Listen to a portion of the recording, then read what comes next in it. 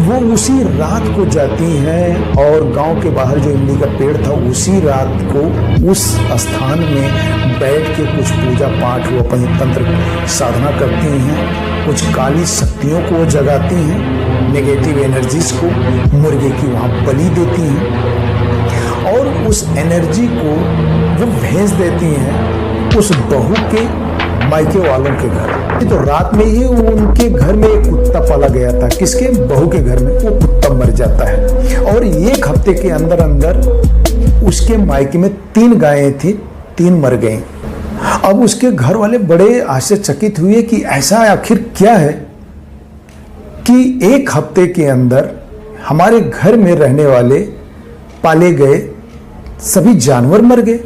तो वो दूसरे तांत्रिक को अप्रोच करते हैं। तो तांत्रिक जब वो देखता है तो वो बताने लगता है कि ये जो आपने पहले शादी की थी इस लड़की के, उसके घर की तरफ से उस कहने पर मेलान भेजा गया है, यानी नेगेटिव एनर्जीज भेजी गई हैं जो अटैक कर रही हैं, मारण क्रिया के द्वारा भेजी गई हैं।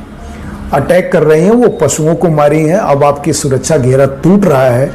अब वो आपके घर के किसी पर्सन के ऊपर अटैक करेंगे। फ्रेंड्स, उसके घर वाले अपने घर की बंदिश करवा देते हैं। जब वो ब्लैक एनर्जी जब अटैक करती उसके घर पे तो रास्ता उसको नहीं मिलता, क्योंकि उसका घर बंध गया था, वहां से रास्ता अंदर एंट्री करने का नहीं मिला। लेकिन कहा जाता है कि ये ब्लैक एनर्जी होती है, दोनों तरफ अटैक करती हैं। जहां वो भेजी जाती हैं वहां रास्ता नहीं मिलता, तो जहां से भेजी गई हैं वापस वहां अटैक करती हैं। और वो एनर्जी रात में ही अटैक करती है इस छवि काकी के घर। और छवि काकी का वही लड़का रात में आधा घंटा के अंदर पेट दर्द कर रहा है ऐसा करके चिल्लाते तड़पते मर गया। छवि काकी के आंखों के सामने ये सारा दृश्य जब गुजरा तो उनके पैरों तले जमीन खिसक गई। वो अवाक थी, उनके मुंह से कोई बात नहीं फूट रही थी। वह सब कुछ समझ रही थी कि आखिर यह क्या हुआ। वो अपने लड़के के खुद ही कातिल बन चुकी थी।